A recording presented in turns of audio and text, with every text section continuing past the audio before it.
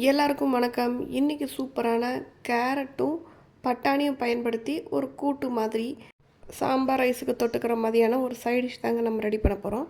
இதுக்கு குக்கரில் கொஞ்சமாக ஆயில் விட்டுக்கிறேன். ஆயில் நல்லா சூடானதுக்கப்புறமா கொஞ்சமாக கடுகு சேர்த்துக்கலாம். கடுகு அப்புறமா கொஞ்சம் உளுந்தும் சேர்த்துக்கலாம். கடுகு உளுந்து நல்லா வெடிக்க விட்டுருங்க. இது நல்லா வெடித்ததுக்கப்புறமா நான் வெங்காயம் குட்டியாக கட் பண்ணி சேர்த்துக்கிறேன். ஒரு பெரிய வெங்காயம் சின்ன சின்னதாக கட் பண்ணி அதை ஆட் பண்ணியிருக்கிறேன். அதை இதோட சேர்த்து நல்லா வதக்கி விட்டுறலாம். வெங்காயம் ஓரளவு நல்லா வதங்கினதுக்கப்புறமா கொஞ்சமாக கருவேப்பிலை சேர்த்துக்கலாம். கருவேப்பிலை போட்டுட்டு இதெல்லாம் நல்லா வதக்கினதுக்கப்புறமா தக்காளி பழம் ஆட் பண்ணிக்கலாம்.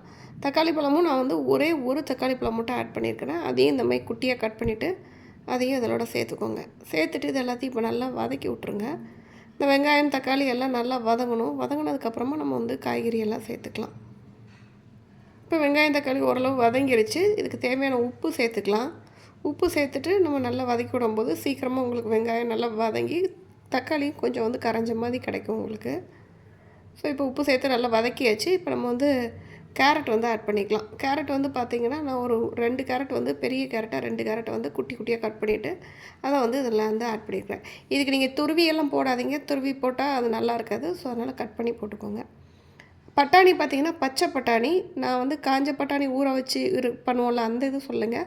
அந்த உரிச்சி எடுப்போம் இல்லையா, அந்த மாதிரியான பச்சை பட்டாணி. அந்த பட்டாணியும் இதோட ஆட் பண்ணிக்கிறேன். பட்டாணி நிறையவும் கேரட் கொஞ்சம் கம்மியாக போட்டுக்கோங்க. அப்போ தான் அந்த டேஸ்ட் உங்களுக்கு நல்லாவே இருக்கும். இப்போ இது நல்லா வதங்கிட்டு இருக்கிற கேப்பில் நம்ம ஒரு மசாலா அரைச்சிடலாம். ஒரு சில அளவுக்கு தேங்காய், ஒரு 2 பல் பூண்டு. பூண்டு நான் சின்ன பல்லாக இருக்கிறதுனால 2 பல் எடுத்துருக்கிறேன். காரத்துக்கு 2 வரமிளகா சேர்த்துக்கோங்க. கொஞ்சமாக சீரகம் பதிலாக நீங்கள் சோம்பு கூட சேர்த்துக்கலாம். இதை நல்லா பேஸ்ட்டாக அரைச்சி தனியாக எடுத்து வச்சுக்கோங்க. நீங்கள் இதுவே பொரியல் மாதிரி பண்ண போகிறீங்க அப்படின்னா நீங்கள் இதை தண்ணி ஊற்றாமல் அரைக்கலாம்.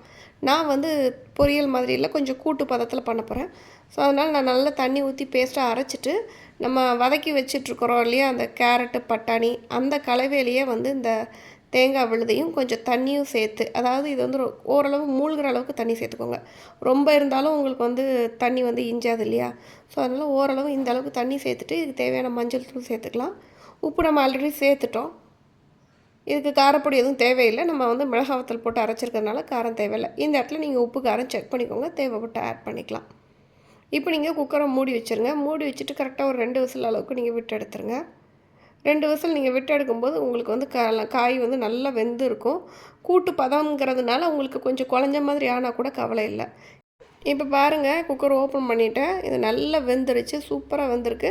தண்ணி மட்டும் கொஞ்சம் இன்னும் வற்றணும். ஸோ அதனால் நம்ம என்ன பண்ணலான்னா திருப்பியும் கொஞ்சம் ஸ்டவ்வை மீடியம் ஃப்ளேமில் வச்சுட்டு தண்ணி ஓரளவு வற்ற விட்டு எடுத்திங்கன்னா சூப்பரான ஒரு சைட் டிஷ் ரெடி ஆயிடுச்சுங்க.